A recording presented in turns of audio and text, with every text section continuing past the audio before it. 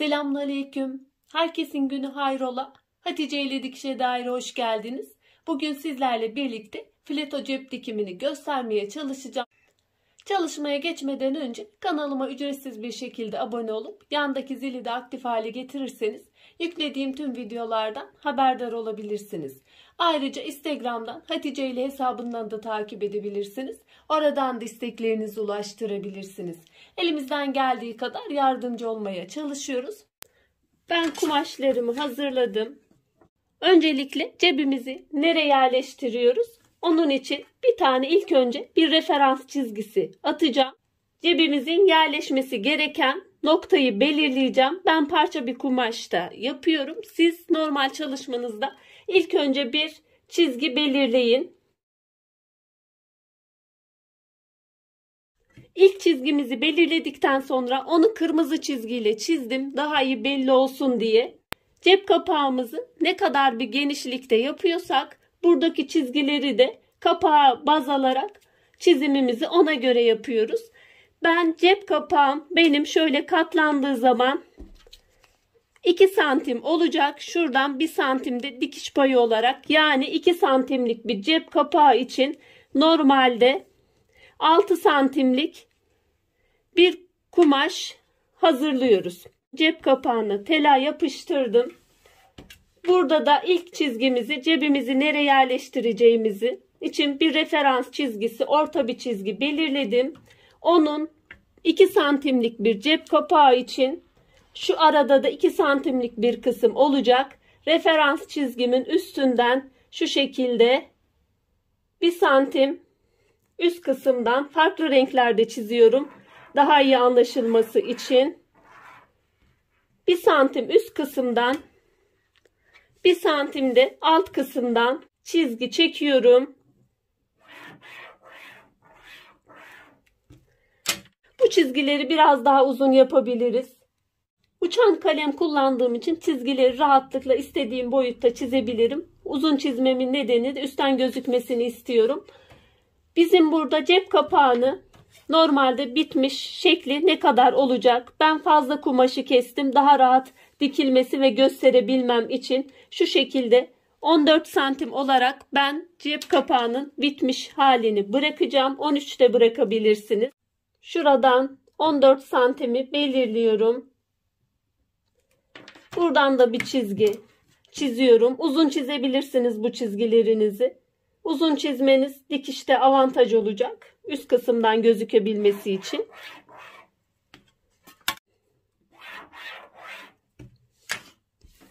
Bizim cep kapağımız şu kısımda kalacak şekilde olacak. Kapağımız 2 santim kalacak şekilde yaptık. Şu kısımda 2 santim olarak belirledik. Kapak kadar istiyorsak şu kısımdaki aradaki kısmı da o ölçülerde yapmamız gerekiyor. Burada kapağın üst kısımda bakabilmesi için alt kısma, referans çizgisinin alt tarafına doğru kapak kısmını yerleştiriyoruz. Şu şekilde de yerleştirebilirsiniz. Şu ilk ortadaki alttaki çizgiye değil de şuradaki çizgiye değil de şuradaki kısmın şöyle bitmiş şekli olarak yerleştiriyorum. Şöyle göstereyim. Şu çizgi değil de şu çizgiye doğru sıfır bir şekilde yerleştiriyorum.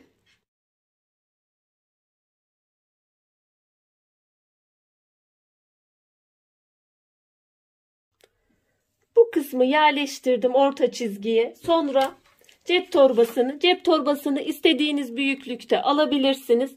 Cep torbasını da üstteki çizgiyi baz alarak, yani şu ortadaki referans çizgisinin tam bitişine bitmiş şekliyle şöyle yerleştiriyorum.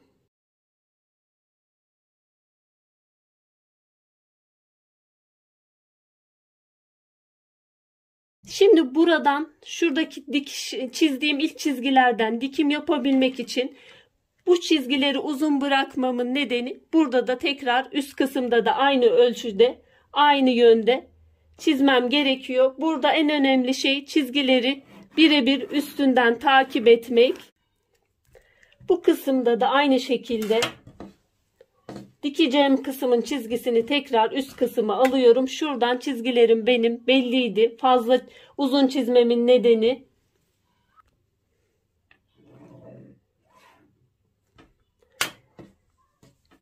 Ayrıca bir de cep kapağımızın bizim boyutu ne kadardı? 14 santimdi. O kısımları da yandan belirliyorum.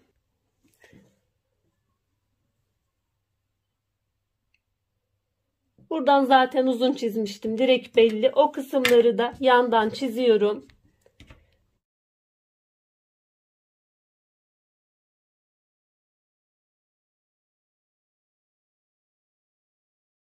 Burada en önemli kısım şu çizgilerin ortam bu ayarda dikmemiz gerekiyor. Direkt bir iğne ucu kadar dışarıda çıksak o orada potluk oluşturacaktır.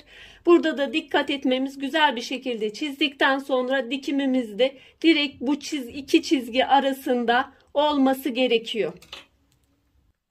Şöyle belirttiğim kısımları dikiyorum. Tam çizgimden başlıyorum.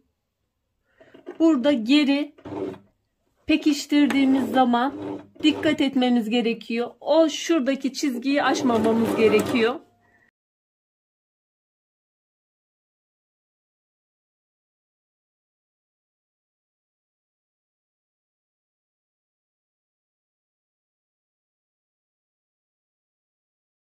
Şurada ayarlamayı yapıyorum ben. İğne ucu kadar da dışarı çıksa orada potluk oluşturacaktır. Pekiştirme kısımlarında buna dikkat ediyoruz.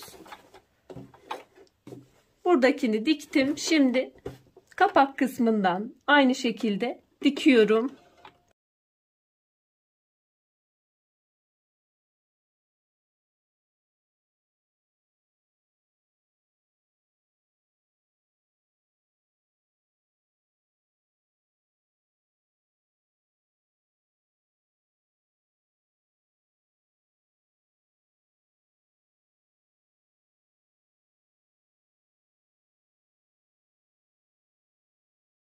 Bu ortadaki çizgimiz bizim referans olarak belirlediğimiz çizgi.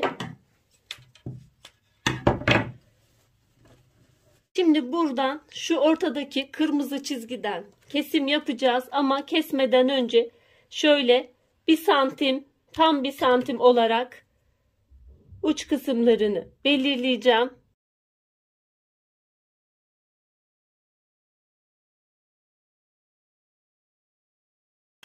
Buradan şu orta kısma doğru üçgen bir şekilde 1 santim kısmı belirttim. Şu köşelere 0 dikişlerimi kısımlarına doğru bir çizgiyi alıyorum. Almadan da kesebilirsiniz ama ben net bir şekilde anlaşılsın istiyorum.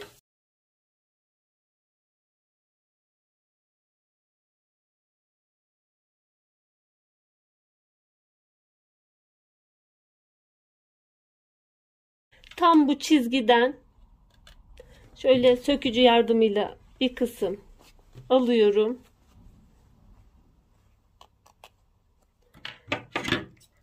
Orta referans çizgimizi tam çizgiden kesiyorum. Şu uç kısımlara geldiğimde de 1 santimlik kısım bıraktım. Sonra şöyle bu şekilde dikişe kadar kısmı 1 milim kalsın. Direkt sıfırlamayın.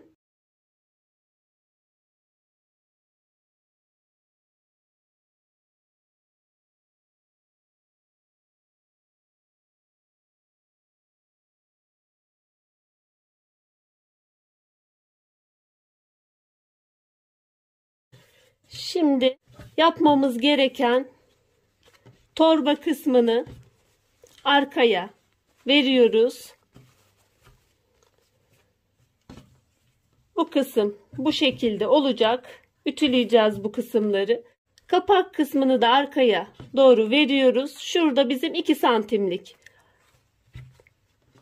kapak kısmımız olmuştu. Şöyle arkadan düzeltebiliriz. Bunları ütüde düzeltiyorum. Şöyle ben ütüledim. Kapak kısmımız. Şu üçgen kısımlarda arkaya doğru verdim. Şu kısım şu şekilde. Şimdi buradan kapağımızın kalan kısmını ve cebimizin açık tarafı, kapak kısmının dikimine geçiyoruz. Şu şekilde şuradan iğneliyorum.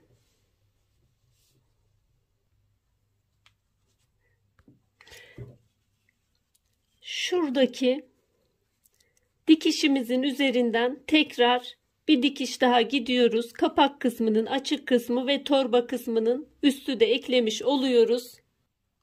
Bu kısımda da direkt çizgiden dikiyorum.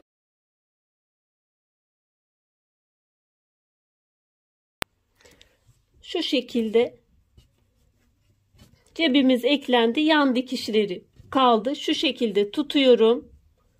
Şuradan isterseniz çizin.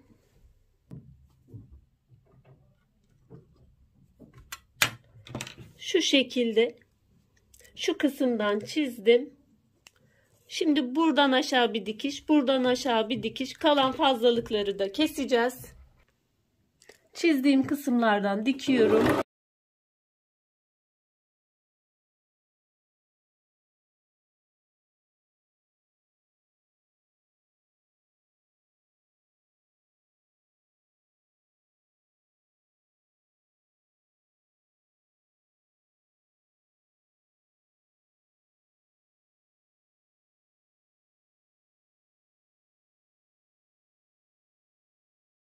Şu yanlardaki fazlalıkları çıkaracağım.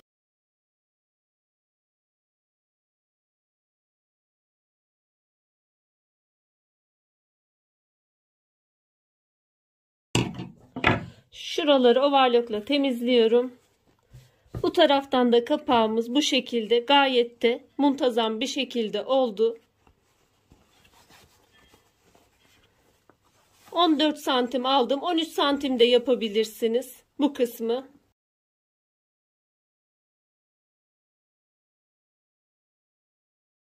Ben çalışmayı bitirdim. Elimden geldiği kadar detaylı bir şekilde anlatmaya çalıştım. Umarım faydalı olmuştur. Şimdiden yapmak isteyen, denemek isteyen arkadaşlara kolaylıklar diliyorum. Allah'a emanet olun. Hoşça kalın, sağlıcakla kalın.